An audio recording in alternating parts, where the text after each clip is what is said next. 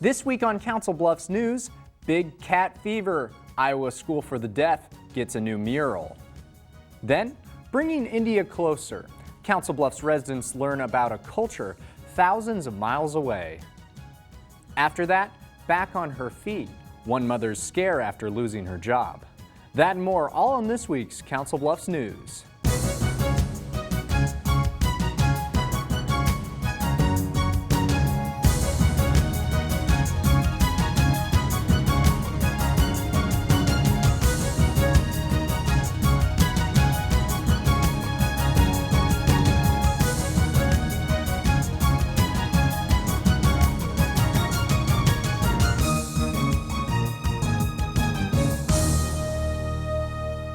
Hello and welcome to this week's Council Bluffs News. I'm James Lathrop.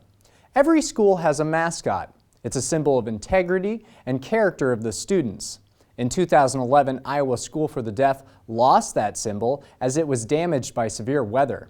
Now ISD is putting the past behind them, and a Council Bluffs St. Albert alum is helping. 25 feet wide, 15 feet tall, and a whole lot of teeth.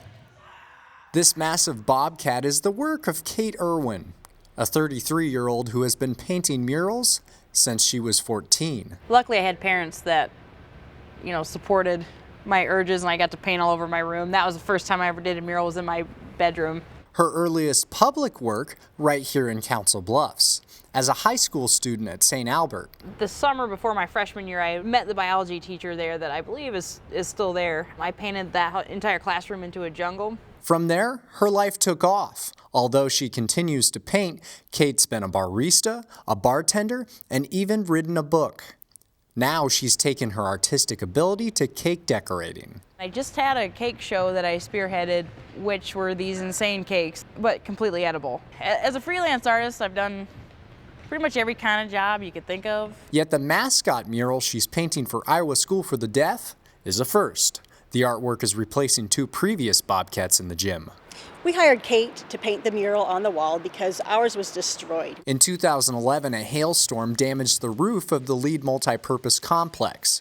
Days later, another storm rolled through.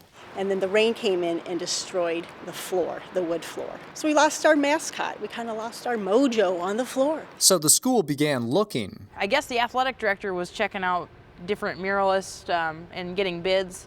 And John Cool said, I know somebody who could do it. Kate drew up some sketches, and they liked what they saw. They even provided her with a lift to complete the project. Normally it's just ladders. But after using this, I'm a little spoiled. You can bring everything up here with you. Alongside the mural, the words, "Our House," a phrase chosen by the students. When they said our house, it really is more than just their school. I mean, with living here and, this is their community. A towering symbol of immense pride. And I'm hoping that they feel that way when they're shooting free throws there, that they can, see the bobcat and know that that's their school. It's a place to read, search the internet, and have fun. IWTV student Nathan Connolly has more on what the Council Bluffs Public Library has to offer. A local author event here at the library. The Council Bluffs Public Library offers many different programs and events that can easily compare with anyone's interests. We've got some things routinely happening each month. April 11th at the library, an event that shares in the culture and food of a different country. This one being the Taste of India. Well, I touched upon the culture, the food, some of the languages spoken. The meeting room is full with food in everyone's hands. As Marie Fernandez gives her presentation, Cody Green takes the knowledge with him. I was really excited to see how much was available to us to learn about India, to experience the food, the culture, the music. The Taste of India has come to an end.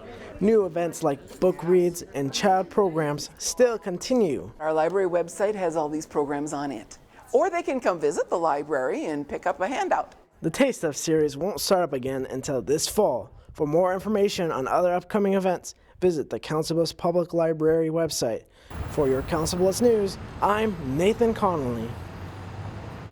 On April 13th, a group of 40 volunteers set out to the depths of the Hitchcock Nature Center to chop down trees.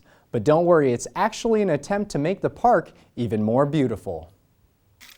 Everyone has some spring cleaning to do, even at this woodland area at the Hitchcock Nature Center. We are helping to clear an area of invasive species. Believe it or not, these trees are an invasive species. It's all part of a program to bring the prairies back to the area. We've had nearly 40 volunteers that have come out today to help us cut trees to get sunlight back into the system and allow the prairie plants to flourish. Prior to settlers coming to the area, wildfires would burn trees and other plants, allowing prairie grass to grow. Stopping the wildfires had caused other issues. We have higher rates of erosion, higher rates of runoff, which is contributing to flooding and poorer water quality issues. Not to mention the species that need the grasslands to survive. So the best option is to chop them all down and incinerate the rest with a controlled burn. We do a lot of very regular prescribed burns out here. In many cases, we're burning annually. And when it comes to making sure those trees don't come back, they've got it covered. The volunteers today, some of them were cutting the trees down, and then others were following behind with it's a shoe polish applicator that has a chemical called Tordon in it. The stump will absorb the Tordon, which poisons the roots. Volunteers range from young and old and far and wide. This group is from UNO. Our group is an accounting group, so this is a pretty big change of pace for what we usually do together. So that's been very enjoyable. Megan is a regular at the Hitchcock and is more than happy to help out. I have been to Hitchcock probably 100 times and volunteered here before, so yeah, I was interested anyway. All part of a spring cleaning to bring back the beautiful prairie lands of yesteryear. The Hitchcock Nature Center is in constant need of volunteers for projects similar to the Prairie Rescue Day. Find out more at potcoconservation.com. Now for news around the Bluffs, sponsored by Mr. Ed's Flagpole Company of Council Bluffs, right off Valley View Drive between Madison Avenue and Highway 92. The Iowa West Foundation, headquartered in Council Bluffs, has announced its first quarter grants. A total of $3.8 million in grants will be used to assist 31 nonprofit organizations and government entities with project funding. Grants affecting the city highlighted in that press release include $10,000 to the Bluffs Arts Council for Film and Music Series in Bayless Park, over $100,000 to Family Inc. for a capacity building program, $200,000 to the recent Art in the Park initiative for Council Bluffs, and nearly $300,000 to Heartland Family Service for their residential substance abuse program. Clearly, the Iowa West Foundation continues to generously serve the city. The Main Street Farmers Market is moving. For years, the event was held every Thursday evening during the growing season at the corner of 9th Avenue and Main Street. But due to new ownership of a nearby business, the lot is needed for parking. Event holders are looking to move the farmers market to the 100 block of West Broadway on the north side of the street. Stay tuned as we follow the story as it develops. Safety a concern at the upcoming Gambler Half Marathon and 5K. This is in light of the tragic terrorist attacks at the Boston Marathon April 15th. The organizing committee of the event released a statement hours later saying, quote, "We want to assure our participants, spectators, and residents that public safety in all of our community events is top of mind," end quote.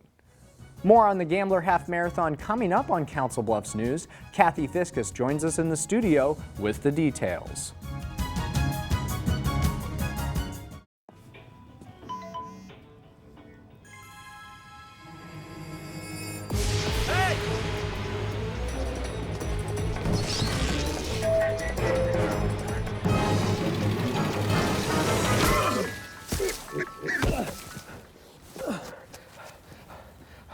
So, same time next week? Well, of course. Put away a few bucks, feel like $1 million. For free tips to help you save, go to Feed the Pig. Looking for these? You drive buzzed. It could be one very expensive ride. First, you gotta make bail. then pay me to get your car back. Your insurance premiums will go through the roof. And my legal fees just keep adding up. All told, it could end up costing you $10,000. Nothing kills a buzz like getting pulled over for buzz driving, because buzz driving is drunk driving. Hello and welcome back to Council Bluffs News. I'm James Lathrop, and today I'm joined in the studio by Kathy Fiskus of the Council Bluffs Convention and Visitors Bureau. Kathy, thanks for joining me. Oh, thanks for having me on the show. Now you're here to talk about the Gambler Half Marathon and 5K. Yes. It's a Council Bluffs tradition This going is our on third year. the third year. Tell me a little bit about that. The courses are flat. They're some of the flattest in the Midwest, which is really nice. They're on our beautiful streets and trail system. We start at the Mid-America Center and end up at the Mid-America Center, so it's just a brief loop around the area there, but it's really popular because it's pretty and it's flat, and I will tell you, it's going to be spring. The weather is going to be nice.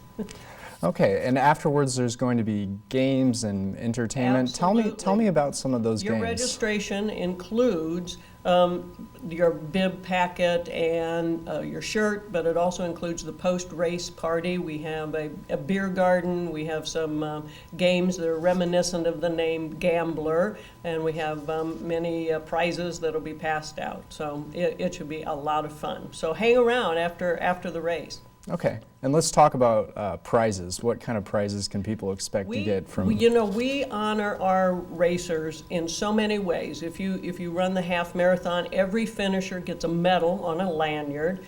Plus, every 5K and half marathon participant in the first three categories, first place, second place, third place, by gender and by age category, get a nice award. So there are hundreds of those given away. Plus, then the top tier people get trophies to take home. Plus, then the very top finishers will get a chicken dinner this year, and thus our phrase this year, winner, winner, chicken dinner. Well, that sounds great. Tons of prizes. Yes. Great. How can somebody sign up to participate in this race? We have a website, www.thegamblerhalf.com. Register right there, but it's really important that you try and register as soon as you can, because you cannot register the day of the race. That's a little change from previous years. So go to thegamblerhalf.com. There's a button there. You select which race you want to enter for. Right now, registration is $60 for the half marathon and $35 for the 5K. But Friday, the prices increase by $5. And then Saturday, if you want to register Saturday, you'll have to do that not online. You'll have to go to our packet pickup, which is this year at a different hotel. It is at the Hilton Garden Inn by the Horseshoe, by the Mac there, from 8 a.m. to 4 in the afternoon. So that's not only packet pickup for everyone who is registered, but if you decide last minute, oh, you know what? She was right, it is a gorgeous weekend, I think I'll register. You have to go then to the Hilton Garden Inn between 8 a.m. and 4 p.m. this Saturday. So either register online between now and Thursday, save a little money. You can still register online Friday, but then Saturday's the last day to register for this year. Okay, and of course the big race, April 21st, that's Sunday. April 21st, Sunday. It starts at 8 a.m. One of our big features this year is every registrant has an opportunity to take home, one person will take home a Las Vegas trip for two, including hotel and gift card for airfare. So everybody who registers, their name goes into the pot, will take home one person, 21 years old and older, will take home a nice thank you gift. So we've got, not only do you get some prizes when you play the games and enjoy the beer garden, but we have all of these awards that we're giving away and trophies, plus then that nice trip. So we plan on having a lot of fun. Okay. Before we go, let's move on to RAGBRAI coming up in July. There's an announcement, a new website. A new website. Tell me about Council that. Bluffs, RAGBRAI.com. On there, it's meant to be, and it's a work in progress because RAGBRAI's not till July 21st is actually the start. July 19th and 20th in Council Bluffs, also in the Mid-America Center area there, will be that weekend. So everything's being developed right now, but if you go to councilbluffsragbri.com, you can see a volunteer sheet there. If you want to volunteer, there's a housing tab, so if you want people to stay in your backyard or your spare bedroom, that sort of thing, we would be looking for housing as well. You can order your RAGBRAI t-shirt there. It's very unique. It'll change in the sunlights and brand new concept there. So there are lots and lots of tabs that are already there, and it's a work in progress. So check back frequently because more and more information will be added all the time. Okay, well, Kathy, thank you for joining me today. Thanks, James. You bet. This interview pre-recorded prior to that tragic bombing at the Boston Marathon. We mentioned it earlier, but it bears repeating. All measures will be taken to ensure safety at the Gambler Half Marathon. Josie Beer, the Director of Convention and Sports Sales for the CBV, had this to say, quote, "We work closely with our law enforcement personnel, city officials, and sports medicine volunteers to ensure at all times the safety of everyone during this event is to the best of our ability," end quote. Now time for Pets of the Week. Sponsored by Mad Cow Paintball of Louisville, Nebraska. Hi, my name is Misty Bino and I'm a volunteer with Solace, support our local animal shelter. We have Tonka here. He is a big guy. Tonka is a 3-year-old St. Bernard, and he was surrendered here, and now he's available for adoption. He does not do very well with other dogs, so it'd probably be best that he'd be the only dog in the home. And cats we're not too sure about. So if you're interested in Tonka, his file number is 3736. This is Baby here. She came to the animal shelter because she was abandoned. She is between 5 and 6 months old, so she's still just a puppy, just a young little girl. And she is file number 3780. And all of the animals here will come spay or neutered, rabies vaccination, preliminary basic vaccinations, flea tick treatment, heartworm test, feline leukemia for cats, a city pet license, and a microchip. All right, this is Brock. He is a 3-year-old Siamese mixed lynx point. He was surrendered here, so we know that he has lived with other dogs and cats. He does have a long hair coat, so he would need a daily brushing. And his file number is 3805. Okay, this is Daisy. She is a calico, and right now she has not been assessed for an age yet, but she appears to be pretty young. She was found as a stray here in Council Bluffs.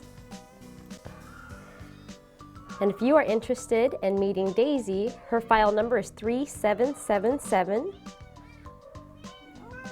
And if you're interested in any of the animals today, you can come down to the Council Bluffs Animal Shelter at 2821 South 15th Street. Coming up after the break, the Reaver Beat has all of your Iowa Western news, plus your weekly events calendar. And after that, a story of a single mother trying to find balance between school and work. We'll be right back. What does the world need?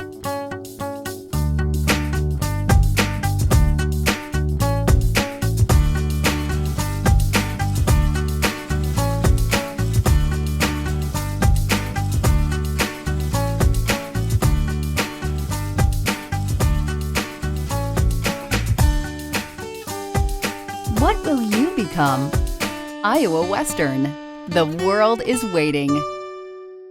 Thanks to ASI and my free hearing evaluation, my life has changed for the better. 1 in 5 Americans suffer from varying degrees of hearing loss. Over 85% of people with hearing loss can be effectively treated with digital hearing instruments from ASI. Thank you, ASI, for allowing me to hear all the things I haven't heard in years. ASI, providing better hearing and better living for 35 years. Welcome back. I'm Marie Zeitner with the Reaver Beat. Some Iowa Western students start their weekend by helping out the community. They're cleaning up Council Bluffs neighborhoods and letting families know about a special nonprofit organization. The River Beach Shanti Shaknoza has more. Cleaning up a neighborhood may be a requirement for a class, but it's good for a community. Iowa Western students are volunteering for a Rock a Block event in Council Bluffs. It starts from 5th Avenue all the way to 7th. Today, we are picking up trash around the block, helping out the community, and we're letting people know a little bit about Habitat. This teacher gives his students a leadership community project where they need to show their skills they learned in the classroom. My goal at the end of the day is a couple of things. It gives students an opportunity to give back to the community and to see if they can use their leadership skills that we've been teaching over to the past 14, 15 weeks and see how well they can incorporate those skills to execute a community service project. Iowa Western Culinary Arts students provide lunch for the volunteers. After a small break, they are ready to continue their task. The students are helping Habitat for Humanity of Council Bluffs. It builds houses for families in need and welcomes Iowa Western students to be part of this project. For the River Beat, I'm Shanti Shaknoza. Thanks, Shanti. A special night in more ways than one for some Iowa Western Culinary Arts students. Not only are they showcasing their talents, they're satisfying the taste buds of their guests. IWTV student Dee Humphrey takes us to the gourmet dinner. It's a meal served by the students and created by the students. Of the main entree, which was a brujol, which is a flank steak rolled with breadcrumbs, roasted garlic, white wine, seasonings. Iowa Western Culinary Arts students host a gourmet dinner on campus, and a hungry crowd fills the student center. Hundreds of guests from all over the community are trying out this special meal. The students worked hard all through the night, and it's not just for a regular homework assignment. Guests pay $50 for the dinner. It may seem pricey, but there is a purpose for this cost. Raise money so that at the end of the year, we get to go to Chicago off all the funds that we make. In Chicago, the students will learn from the top chefs on how to make an even better meal than this one. The dinner turned out to be a successful event, leaving the guests with big smiles on their faces. For the River Beat, I'm Dee. Thanks, Dee. Well, the weather isn't warming up very fast, but here's a cool treat you might like. Student Life brings Iowa Western students Sundays on Sunday. Students swap their headaches from studying for headaches from ice cream. The Student Life Center provided free ice cream sundaes for students Sunday, April 14th. Using sprinkles, mini M&Ms, strawberries, and syrups, students create sundaes their own way. And with only 4 weeks left of school, this kind of brain freeze isn't so bad. From the cone to the competition, it's intense and it's tough. But this tournament isn't on the court, it's in the game room. The students compete to see who is the best virtual basketball player. 16 teams take part in the NBA 2K13 PlayStation 3 game, a single elimination tournament. Winner takes all with a prize pack from the college store. You can find events like these happening all the time on campus. Just look for postings under Rock, or you can go to the Student Life Center for more information. And you can always go to the River Beat Facebook page, and don't forget to like us while you're there. This week at Iowa Western, take the bus, ride your bike, or even walk to school. By doing this, you can help to lower greenhouse gases, and it contributes to a healthier lifestyle. The Sustainability Department will be keeping its eye out for participants, giving one person a prize at the end of the week. If you have a knack for riding, you could enter Iowa Western's Earth Day Writing Contest. Submit a 500-word essay or poem to Corinne Weiss by email at cweiss@iwcc.edu. All entries must be turned in by Monday, April 22nd, which is Earth Day. Winners will be announced Friday the 26th, and 2 winners will get a $15 gift certificate to the college store. For more information, check out Earth Day Writing Contest under IWCC News in your Rock account. Thank you for helping us reach 200 likes on Facebook. We'll keep you updated on all campus activities. For the Beaver Beat, I'm Marie Zeitner. See you on campus. Thanks, Marie. Time now for our weekly events calendar. Coming up on April 20th and 21st is Tea with Teddy at the historic General Dodge House, celebrating the 100th anniversary of Teddy Roosevelt's son giving the original teddy bear to the Smithsonian. There you'll learn about the history of the teddy bear and Teddy Roosevelt's friendship to General Dodge. The event is an effort to raise funds for the Dodge House. Seating is limited, so call 712-322-2406 to reserve tickets. The Historic Homes Trolley Tour is April 25th. The event in downtown Council Bluffs will take you through the area to learn about its rich history. The cost is $10. Call 712-328-4492 for tickets. Looking ahead to April 28th is the May Day visit at the Western Historic Trails Center. Come create a May Day basket and learn about the holiday. The event is free, starts at noon, and ends at 3 p.m. Call 712-366-4900 for details. When a single parent loses their job, times can get tough. For Council Bluffs resident Tiffany Wright, going a month without work was a scary situation. IWTV student DeQuandis Humphrey has the story on Tiffany's rocky return to the workforce. Being a single parent can be challenging. To take care of all the business of being mom and dad, I guess. For Iowa Western nursing student Tiffany Wright, free time is hard to come by. Well, I have to work around my school schedule and work around my son's school schedule as well. Wright's willing to put herself through the grueling hours to support her 5-year-old son Alex. My whole life revolves around him, so whatever it takes to provide and take care of him is what I look forward to. Everything seemed to be going well for the 23-year-old until the Sears location in Council Bluffs, where she worked, decided to close its doors. Well, I was kind of shocked at first, but I knew that I had to get around and find a new job so I could take care of my son.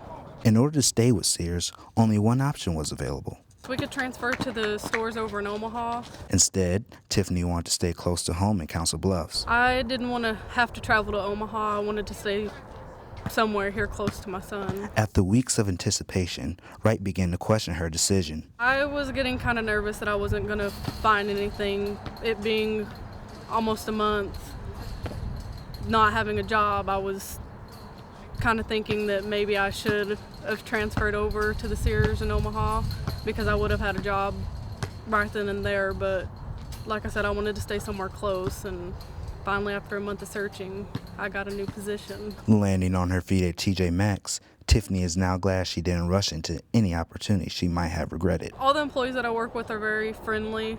I like the overall atmosphere of the store, and I like getting to talk with customers. Staying in Council Bluffs, Wright can now attend her nursing classes without any worries. And the best part of all, she once again is able to support her son Alex with a stable income. Provide better for my son. For your Council Bluff News, I'm DeQuandis Humphrey. Thanks, DeQuandis, and thank you for watching this week's Council Bluffs News. If you have any questions, comments, or story ideas, you can email us at cbtv@iwcc.edu, call us at 712-325-3312, or send us a message on Facebook. You can find us at facebook.com/cbtv17. For your Council Bluffs News, I'm James Lathrop. See you next week.